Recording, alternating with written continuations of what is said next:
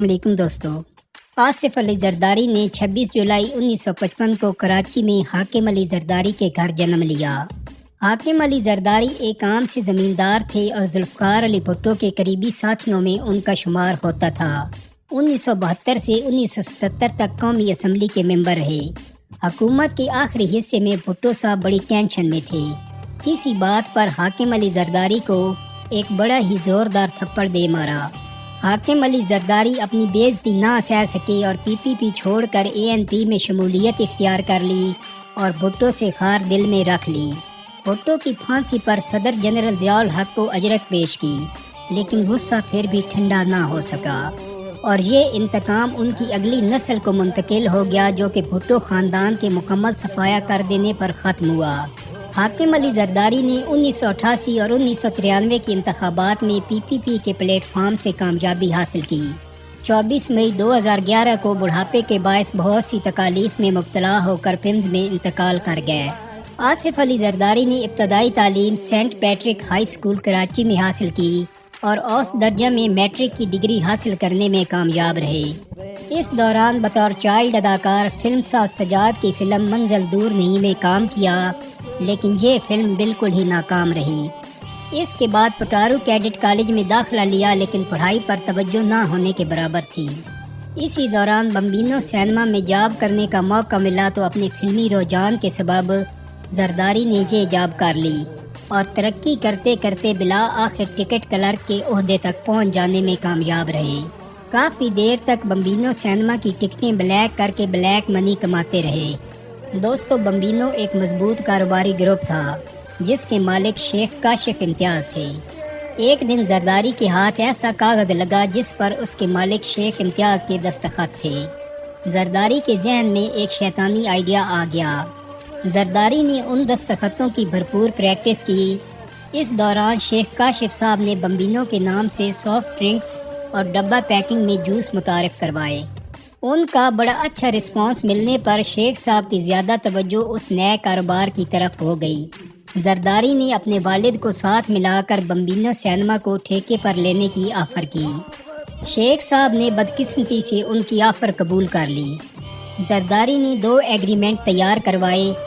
एक तो ठेके का एग्रीमेंट था और दूसरा बम्बिनो सिनेमा की फ़रोख्त का एग्रीमेंट। कुछ अरसे के बाद जरदारी और उसके वालिद ने सियासी असर और रसूख काम में लाते हुए जेली एग्रीमेंट की बुनियाद पर उस सिनेमा पर कब्ज़ा कर लिया। जरदारी की ये बाकायदा पहली बड़ी वारदात थी जिसके नतीजे में शेख काशिफ इम्तियाज़ साहब टेंशन से बीमार पड़ गए और उनका बम्बिनो बिजनेस ग्रुप भी दिवालिया हो गया। 1985 में इंतखाबात हुए तो जरदारी ने नवाब शाह से सूबाई असम्बली के लिए कागजात नामजदगी जमा करवाए, लेकिन अखराजात के लिए मुनासिब रकम दस्तियाब ना होने पर वापस ले लिए। इस दौरान बेनज़ीर भुट्टो वापस पाकिस्तान आई तो जरदारी के जहन में एक नया आइडिया आ गया। जरदारी की बहन फरियाल तालपुर की बेनज़ीर से बचपन की दोस्ती थी। जरदारी ने अपना आइडिया अपनी फैमिली से डिस्कस किया और बेनज़ीर का जहन जरदारी से शादी के लिए हमवार करने का टास्क फरियाल तालपुर को दे दिया। फरियाल तालपुर पुरानी दोस्ती के बहाने बेनज़ीर से चिपक गई। बेनज़ीर को तन्हा और मुश्किलात का शिकार देखकर अपना काम बड़े उम्दा तरीके से करने लग पड़ी और जरदारी और बेनज़ीर की मुलाकातें करवाईं, जिनमें बेनज़ीर को एहसास दिलाया कि जरदारी उसके लिए बड़े ही काम की चीज़ है, धड़ल्ले वाला और काबिल एतबार है, उसके रास्तों के सारे कांटे चुन लेगा। दोस्तों, बेनज़ीर शादी के लिए मान गई और इस तरह से जरदारी की तो गोया लॉटरी ही निकल आई। 18 दिसंबर 1987 के दिन बड़ी धूमधाम से ये शादी अंजाम पाई। 1988 के इंतखाबात में बेनज़ीर कामयाब होकर वज़ीर आज़म बन गई और जरदारी एक शैडो वज़ीर आज़म। हर एक फ़ाइल पर बेनज़ीर के दस्तखत करवाने का मुआवजा जरदारी वसूल करने लगा। फिर इससे आगे बात बढ़ी तो मिस्टर 10% मशहूर हो गया और बेनज़ीर के दूसरे दौरे हुकूमत में बात बढ़ते बढ़ते 50% तक जा पहुंची। 1990 में बरतानवी ताजिर मुर्तज़ा बुखारी की टांग से बम बांध कर ज़बरदस्ती उसके बैंक अकाउंट में मौजूद $8 लाख निकलवा लिए, जिस पर बहुत ज़्यादा शोर मच गया। तो करप्शन के इल्ज़ामात पर गुलाम इसाक़ खान ने बेनज़ीर हुकूमत को बरतरफ करके آصف زرداری اور بے نظیر کے خلاف 19 ریفرنس فائل کر دیے، لیکن بر وقت کوئی فیصلہ نہ ہونے سے 1990 کے انتخابات میں یہ دونوں میاں بیوی دوبارہ منتخب ہو جانے میں کامیاب رہے۔ اس دفعہ نواز شریف وزیر اعظم بن گئے، مگر ہر کسی سے ٹکراؤ اور اختیارات اور دولت کی ہوس میں 1993 میں کرپشن کے الزامات پر دفعہ 58(2)B کے تحت برطرف کر دیے گئے۔ میر بلخ شیر مزاری کی نگران کابینہ بنی تو زرداری اس میں شامل ہو گئے۔ اسی دوران غلام اسحاق خان کا انتقال ہو گیا۔ انتخابات میں بے نظیر کو حکومت بنانے کا موقع مل گیا۔ سردار فاروق احمد لغاری صدر منتخب ہوئے اور کرپشن کے وہ 19 ریفرنس بالکل ہی بے اثر ہو کر رہ گئے۔ زرداری کا ہاتھ اور کھل گیا اور وہ بڑے بڑے ہاتھ مارنے لگے۔ اس دور میں فرانس سے مراج لڑاکا طیارے اور ایٹمی آبدوز کے 4 ارب ڈالر مالیت کے سودے ہوئے۔ آبدوز کی اسمبلنگ کراچی یارڈ میں ہونا طے پائی۔ ان دونوں سودوں میں مبینہ طور پر بہت بھاری کمیشن طے پائی۔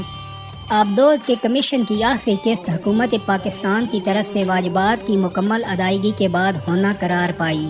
اس دور میں زرداری پہلی دفعہ کلین شیو نظر آئے اور یہ بڑی ہی حیران کن بات تھی۔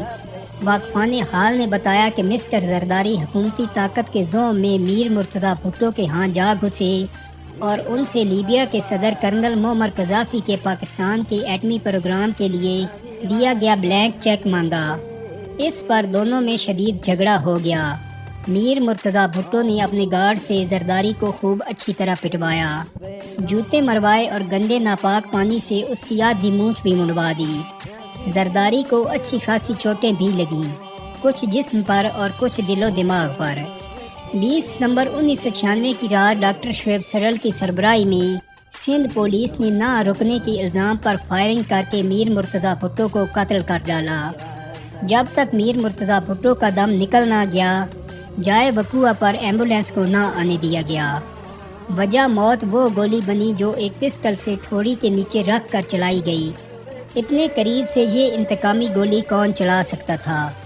اس قتل پر بے نظیر نے صرف زبانی واویلا کیا، کیونکہ اس بلینک چیک کا راز صرف میر مرتضیٰ بھٹو اور بے نظیر کے درمیان تھا۔ یہ کیس بہت جلد ہی داخل دفتر کر دیا گیا۔ میر مرتضیٰ بھٹو کے قتل اور دفاعی سودوں میں اس قدر بڑی کرپشن پر صدر فاروق لغاری شدید پریشان ہو گئے اور انہوں نے بھی کرپشن کے بھیانک الزامات پر 5 نومبر 1996 کے دن PPP کی حکومت کو برطرف کر دیا۔ 5 نومبر 1996 کے دن زرداری کو گورنر ہاؤس پنجاب سے گرفتار کیا گیا۔ زرداری نے فرار ہونے کی سر توڑ کوشش کی، لیکن قسمت نے اس کا ساتھ نہ دیا۔ جنرل مشرف اور بے نظیر میں بیک ڈور چینل سے رابطے 2004 میں شروع ہو چکے تھے۔ کچھ برف پگھلی تو آصف علی زرداری کو جذبہ خیر سگالی کے تحت نومبر 2004 میں ضمانت پر رہا کر دیا گیا، لیکن میر مرتضیٰ بھٹو کے قتل کے کیس میں پیش نہ ہونے پر ایک دفعہ پھر گرفتار ہو گئے، لیکن اس دفعہ حکومت کا رویہ نرم تھا۔ آصف زرداری کو ہاؤس اریسٹ کر کے ان کے گھر ہی کو سب جیل کا درجہ دے دیا گیا۔ جنرل مشرف سے تعلقات میں مزید بہتری پر آصف علی زرداری کو ایک مرتبہ پھر ضمانت پر رہائی مل گئی اور اس نے اس موقع کو غنیمت جانا اور فوراً دبئی فرار ہو گیا۔ اپریل 2005 میں زرداری نے لاہور کا ایک مختصر دورہ کیا اور دوبارہ واپس چلا گیا۔ اس دورے میں جنرل مشرف سے تعلقات کو مزید وسعت دی اور اپنے خلاف انتہائی سنگین مقدمات پر عدالتی کارروائیاں ختم یا غیر مؤثر کرنے پر نتیجہ خیز بات چیت ہوئی اور جنرل مشرف نے خود کو محفوظ راستہ یعنی سیف ایگزٹ کی عوض ان میاں بیوی کے لیے راستہ نکالنے کی حامی بھر لی، جو بلا آخر NRO پر ختم ہوئی۔ جنرل مشرف سے گو اہیڈ کا اشارہ ملتے ہی ستمبر 2007 میں بے نظیر نے دھوم دھڑکے سے پاکستان واپسی کا اعلان کر دیا، جہاں جنرل مشرف نے NRO کے تحت ان میاں بیوی اور دیگر بہت سے سیاستدانوں پر عائد مقدمات ختم کر دیے اور نئے انتخابات کا اعلان کر دیا۔ ان انتخابات کو بے نظیر نے اپنی ذاتی کامیابی سے تعبیر کرتے ہوئے سارے ثمرات خود سمیٹنے کی ٹھانی اور آصف زرداری کو نئی حکومت کے قیام سے پہلے پاکستان آنے سے صاف منع کر دیا۔ آصف زرداری کو محسوس ہوا کہ بے نظیر اس سے بدظن ہو چکی ہے اور اب بے نظیر کو شاید اس کی ضرورت ہی نہیں رہی اور وہ اس کو سائیڈ لائن کرنا چاہ رہی ہے۔ اس نے فوراً ہی متبادل پلاننگ شروع کی اور بے نظیر کے چیف سیکیورٹی افسر اپنے خاص الخاص بندے خالد شہنشاہ سے رابطہ کر لیا۔ طالبان اور محسود قبائل سے رابطہ کر کے ایک نیا پلان ترتیب دے لیا۔ بے نظیر کا آخری انتخابی جلسہ 27 دسمبر 2007 کی شام لیاقت باغ راولپنڈی میں تھا۔ بے نظیر کے چیف سیکیورٹی افسر خالد شہنشاہ کی بدقسمتی کہ وہ بے نظیر کے ڈائس کے بالکل ساتھ الٹے ہاتھ پر کھڑا حملے اور بے نظیر کو قتل کرنے کے اشارے کرتا ہوا گلے پر انگلی چھری کے انداز میں پھیرتا ہوا کیمروں کی ریکارڈنگ کی نظر میں آ گیا، جو یوٹیوب پر بھی موجود ہے۔ اسی وقت زرداری نے بے نظیر سے رابطہ کیا اور فون پر مبارکباد دی۔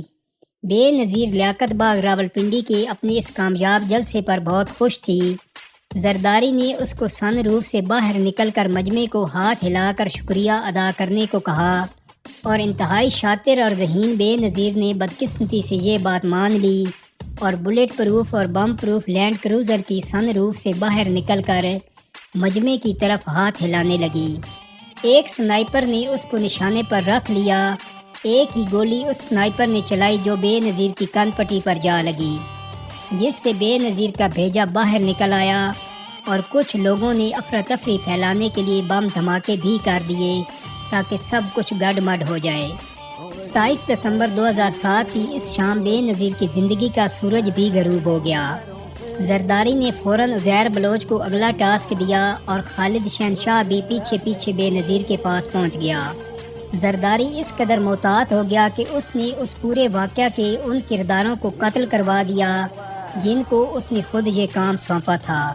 اس طرح سے اس کے خلاف عزیر بلوچ کے علاوہ کوئی براہ راست گواہ زندہ نہ رہا۔